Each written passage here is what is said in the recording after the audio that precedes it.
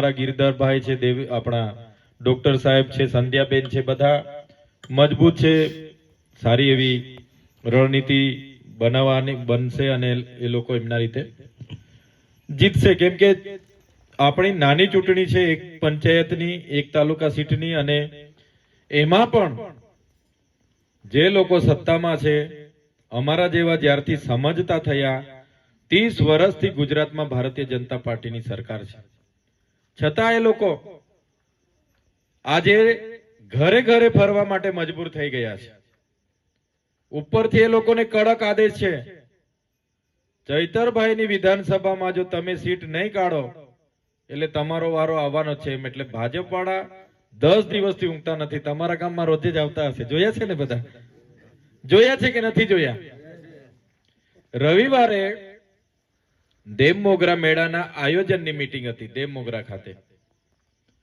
એટલે દેવમોગરા માય ટ્રસ્ટના આગેવાનોએ બધા જ પદાધિકારીઓને આમંત્રણ આપ્યા હતા. સાંસદને, મને, તાલુકાના પ્રમુખોને બધાને આમંત્રણ આપ્યા હતા કે ભાઈ મેળામાં 18 થી 20 લાખ લોકો આવવાના છે, ગુજરાત, મધ્યપ્રદેશ અને મહારાષ્ટ્રમાંથી. બધા જ આગેવાનો હાજર રહેજો. પોલીસ અધિકારીઓથી માંડીને બધા જ હાજર રહીને આપણે આયોજન કરવાનું હતું. સવારે જ અમે મનસુખ દાદા સાથે ડેડિયાપાડા ખોખરા ઉંબરના ગ્રાઉન્ડ પર એક ક્રિકેટ ટુર્નામેન્ટ હતી શિક્ષકોને, એનું ઉદ્ઘાટનમાં અમે 10 વાગે મળ્યા. 10 વાગે મળ્યા એટલે મનસુખ દાદા આમ તો મારા હરીફ છે, તમે બધા જાણો છો, અમે હામે ચૂંટણી લડીએ છીએ. મળ્યા એટલે મેં કીધું, દાદા કેમ છો, તબિયત પાણી? મને કે બહુ તકલીફમાં છું, મારી નસ દબાયેલી છે પાછલા મગજની, એટલે મને ઉઠવું એટલે ચક્કર આવી જાય કે. મેં કીધું, દાદા હવે આટલી ઉંમરે દોડાદોડી નહીં કરો, થોડી તબિયત સાચવો. જે કીધું છે એ જ વાત કરું છું. દેવેન્દ્રભાઈ બી હતા, માધવભાઈ બી હતા. એમને નહોતું ઉઠાતું, ખુરશીમાં જ માયક પકડાવી એમણે થોડી ભાષણ પણ કર્યું. પણ આજે દાદા અહીંયા મળ્યા હતા, મને અહીંયા જ મળ્યા. હું આજે આવ્યો ને અહીંયા જ મળ્યા. તે દિવસે મને કીધું કે મારી તબિયત નહીં હારી એટલે હું દેવમોગરા નથી આવતો, તમે જરા રજૂઆત કરજો. પણ દાદા છે ને તે દિવસે બી ઝાંકની બેઠક લેતા હતા, ઝાંક ચૂંટણીની, ધવલીવર બી આવેલા.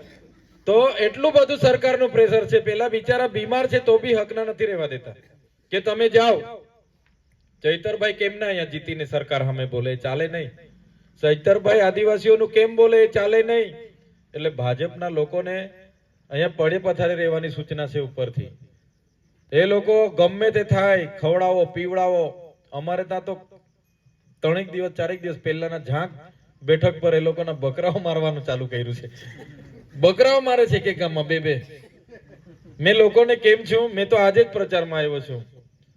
પણ આવું ચાલુ, આજે નાની ચૂંટણીઓમાં પણ આટલું બધું ચૈતરભાઈને કઈ રીતના પાડી દેવાય એના માટે લોકો રાજનીતિ કરવા નીકળી પડ્યા છે. લોકો બધા સારી રીતે જાણે છે, સમજે છે કોને મત આપવાનો છે, બધાને ખબર છે. આજે 30 વર્ષથી ભારતીય જનતા પાર્ટીની સરકાર છે.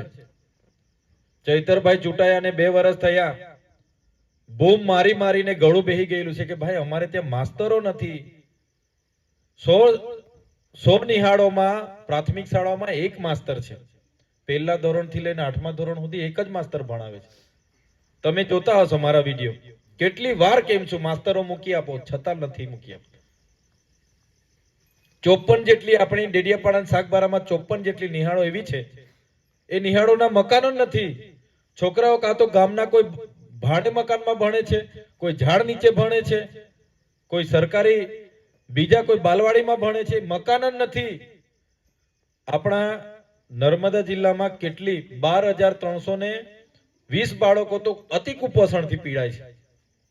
જ્યાં દુનિયાની સૌથી ઊંચી પ્રતિમા છે એ નર્મદા જિલ્લો આજે દેશમાં સૌથી 50 જિલ્લા તરીકે દાહોદ અને નર્મદા જિલ્લાની ગણના થાય છે. તો 30 વર્ષ સુધી ચૂંટાઈને શું કર્યું તમે? તમારી સરકારમાંથી તમે આટલું નહીં કરાવી શકો? આજે તમે જો અમારા લોકો માટે કામ કરતા તો આજે તમારે ઘરે ઘરે ફરવાની શું જરૂર હતી? લોકો જ તમને મત આપી દેતા. આજે ચૈતરભાઈ બી નહીં જીતતા. પણ આ લોકોએ વિધાનસભામાં કે લોકસભામાં, આજે લોકસભાનું સત્ર ચાલુ છે, દાદા અહીંયા પ્રચાર કરી ફરે છે, ત્યાં લોકસભામાં આપણા વિદ્યાર્થીઓની શિષ્યવૃત્તિ બંધ થઈ ગઈ, એના માટે એમણે ત્યાં અવાજ ઉઠાવવો જોઈએ. નર્મદાનું પાણી આદિવાસીઓને મળે એમના માટે અવાજ ઉઠાવવો જોઈએ. ઉકાઈના વિસ્થાપિતોને આજે ન્યાય નથી મળ્યો. એમને નોકરી આપવાની વાત હતી, એમને જમીન આપવાની વાત હતી, તે પણ નથી મળી. નવા વસાહત માટે એમણે અવાજ ઉઠાવવો જોઈએ. કેમ નથી બોલ્યા? કહેવાનો મતલબ આજે આદિવાસીના કોઈ પણ પક્ષ પાર્ટીના 27 જેટલા ધારાસભ્ય આજે અમારી સાથે વિધાનસભામાં ચૂંટાયેલા છે. ભાજપનો હોય, કોંગ્રેસનો હોય, આમ આદમીનો હોય કે બીજી કોઈ પણ પક્ષનો હોય, પણ આદિવાસી સાથે જ્યારે પણ અન્યાય થાય છે, એક પણ ધારાસભ્ય, એક પણ આપણો સાંસદ બોલવા તૈયાર નથી. આજે કેવડિયામાં આપણી મા બેટીઓને ત્યાં નાની નાની દુકાનો લઈને બેસે છે, દંડાવાળી પોલીસ કરે છે, એક પણ જણ બોલવા તૈયાર નથી. ત્યાં બોલવા તૈયાર નથી. આજે આપણા લોકોને ત્યાં બાંધી બાંધીને મારે છે. જે લોકોએ કેવડિયામાં જમીનો આપી, આપણી વસ્તી છે, આપણી વિસ્તાર છે, આપણો સમાજ છે, છતાં બાંધી બાંધીને મારે. એક પણ નેતો રાજપીપળાનો ત્યાં એ લોકો માટે બોલવા તૈયાર નહોતો. આજે બે ખેડૂતો 4 દિવસ પહેલા કપાસ નાખવા ગયા સંખેડા. ત્યાંના જીનના માલિકે કીધું ભાઈ 6,800 રૂપિયા અમે આપીશું. પેલા કીધું ભાઈ મારો ટ્રેક્ટર મને કાઢી લેવા દો, બી જગ્યાએ 7,000 ચાલે છે, હું 7,000 નાખી આવું. તમે 200 રૂપિયા ક્વિન્ટલ પર ઓછું ચાલે આપો તો થોડું ચાલે. તે પેલા જીન વાળાએ બાંધી દીધા. બોલો, બાંધીને માર આપ્યો. એક પણ નેતા ત્યાંનો બોલવા તૈયાર નથી. આદિવાસીઓ સાથે આટલો બધો અન્યાય થાય ને એક પણ નેતા બોલવા તૈયાર નહીં. અને અમે બોલીએ એટલે સરકાર કે આને પાડી દો. ચૈતરભાઈ સરકાર સામે બોલે એને પાડી દો. એટલે તમે આ ચૂંટણી નાની નથી. આ લોકો બધા સંધ્યાબેનને હરાવવા માટે નથી આવતા. આ લોકો હું સરકાર સામે બોલું, હું સરકાર સામે કેમ કે મને શિક્ષકો આપો, અમારા વિસ્તારમાં શાળા બનાવો, અમારા યુવાનોને રોજગારી આપો, અમારા ખેડૂતોને ભાવ આપો, નર્મદાનું પાણી આપો, ઉકાઈનું પાણી આપો, એટલા માટે મને હરાવવા માટે આ લોકો ધમપછાડા કરે છે. આજે તમે જોઈ લો, ગુજરાતમાં પોસ્ટ મેટ્રિક ગ્રેજ્યુએટ ઉચ્ચ અભ્યાસ માટે પોસ્ટ મેટ્રિક સ્કોલરશિપની યોજના ચાલુ હતી. એ શિષ્યવૃત્તિ મેળવીને આપણા યુવાનો યુવતીઓ કોઈ બીએસસી, કોઈ જીએનએમ, કોઈ એએનએમ, કોઈ ડિપ્લોમા, કોઈ ડિગ્રી, ઉચ્ચ કક્ષાના અભ્યાસો કરતા હતા. એમની સરકારે 28/10/2024 ના રોજ પરિપત્ર પાડીને શિષ્યવૃત્તિ બંધ કરી દીધી. અધવચ્ચે શિષ્યવૃત્તિ બંધ. હવે આપણા બાળકો 60,000 અટવાય છે. અમે બિરસા મુંડા ધરણા પર બેઠા ગાંધીનગર. અમે અહીંયા જિલ્લા આદિજાતિ મદદનીશ કમિશનરોને આવેદન પત્ર આપ્યું, સીએમ ને મળ્યા, આદિજાતિ મંત્રીને મળ્યા. એક પણ ધારાસભ્ય, એક પણ સાંસદ આદિવાસી બોલવા તૈયાર નથી.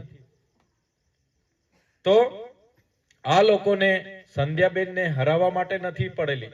આ લોકોને ચૈતરભાઈને હરાવી દો, એને પાડી દો, એના માટે આ લોકો ગામે ગામ ફરે છે.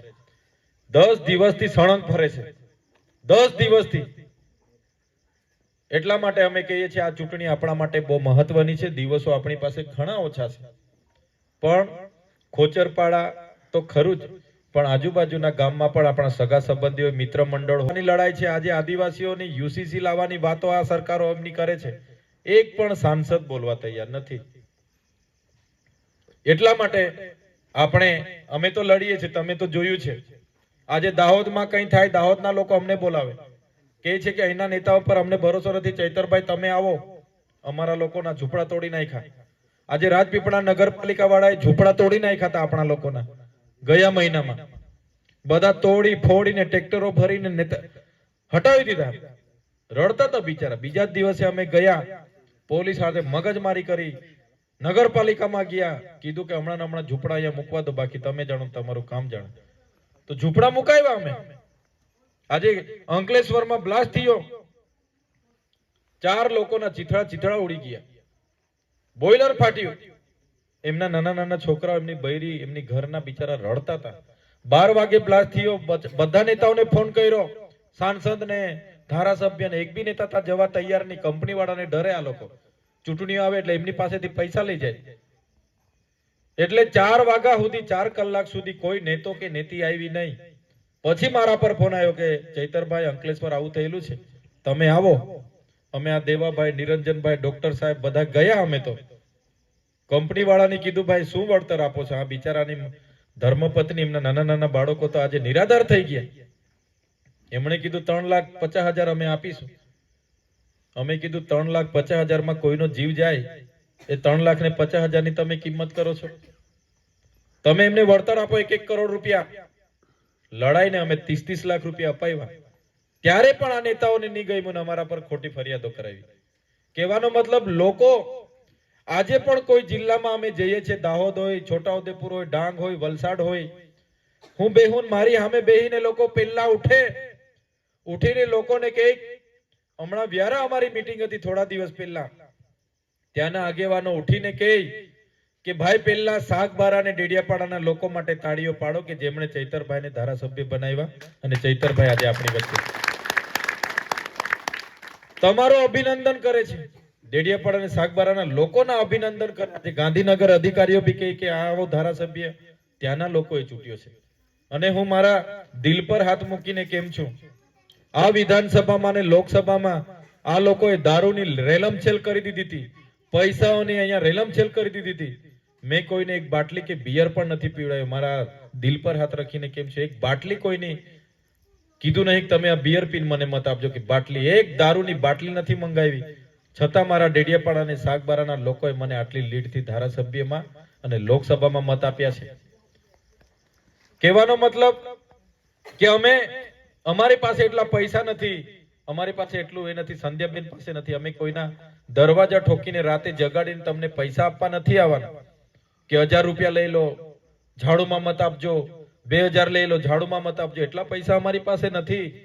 પણ એટલું તો ચોક્કસ અમે કહીએ છીએ કે જ્યારે પણ આપણા યુવાનોની શિક્ષણની વાત હશે, આપણા બાળકોની શિક્ષણની વાત હશે, રોજગારની વાત હશે, આપણી મહિલાઓ સાથે અન્યાય થશે, આપણા ખેડૂતો સાથે અન્યાય થશે, જ્યારે પણ આપણા આદિવાસી સમાજ માટે બોલવાનું થશે, અમે રાતે 12 વાગે પણ આપણા આદિવાસી સમાજ માટે લડવા તૈયાર છે.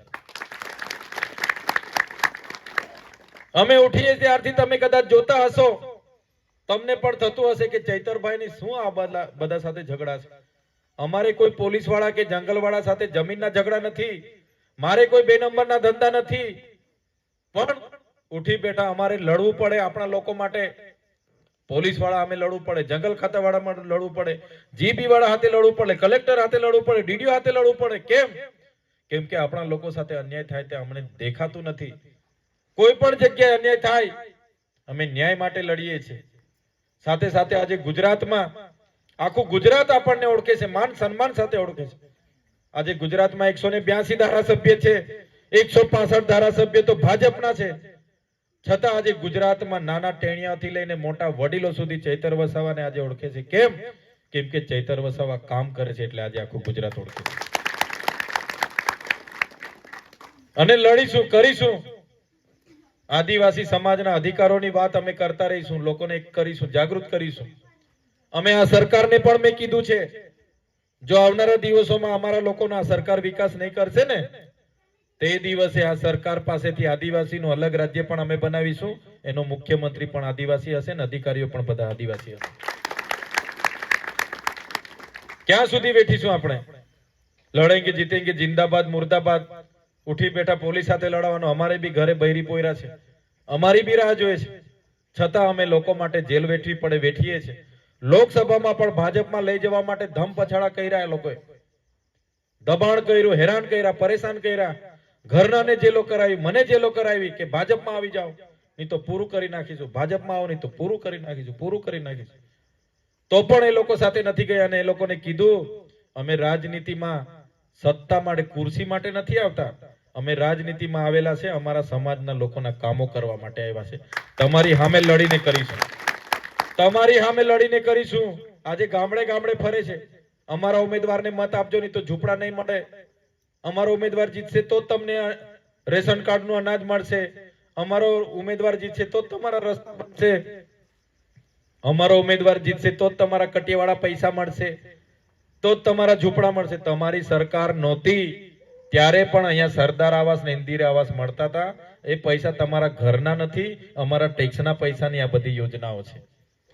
આપણા ટેક્સના પૈસાની યોજના છે. એમના કોઈ વડાપ્રધાન પોતાના ઘરેથી નથી આપતા, એમના મુખ્યમંત્રી પોતાના ઘરના નથી આપતા, આપણો ટેક્સના પૈસાના આવાસો આવે છે. એટલે ધારાસભ્ય તરીકે હું બેઠો છું છાતી ઠોકીને. કોઈના બાપની તાકાત નથી કે અહીંયા ઝૂંપડા અટકાવીને બેસે, કોઈના બાપની તાકાત નથી કે અહીંયા રેશન કાર્ડનું અનાજ અટકાવીને બેસે. આ ધારાસભ્ય જ્યાં સુધી છે ત્યાં સુધી કોઈ ચિંતા કરવાની જરૂર નથી. જે પણ યોજના આવશે બધી પોતપોતાના ઘરે સુધી અમે પહોંચાડવાનું કામ કરીશું. એકવાર આપણે આ સંજયભાઈને જીતાડવા. એટલે સમય વધારે થયો છે, પણ પેલા ભોળવાવાળા લોકો ઘણું ભળવાવશે, ખોટી ખોટી ભ્રમો ફેલાવશે, મંત્રીઓને પણ લાવશે, તંત્રીઓને પણ લાવશે કે ચૈતર વસાવાની લડત તોડી નાખો, આદિવાસીઓનું બોલે છે એને બંધ કરો, દલિતોનું બોલે, પિછડોનું બોલે, ગરીબોનું બોલે, શિક્ષણ માંગે, નોકરીની રોજગારીની માંગ કરે, એને બંધ કરી દો. પણ તમે ગભરાતા નહીં. તમારા ચૈતરભાઈ વિધાનસભા શું સડકથી લઈને સદન સુધી લડવા માટે તૈયાર છે અને લડીશું અમે. એટલે દિવસો ઓછા છે. જે પણ આપણા સગા સંબંધીઓ, મિત્ર મંડળ, બેનપણી હોય બધાને કહેજો. સંધ્યાબેન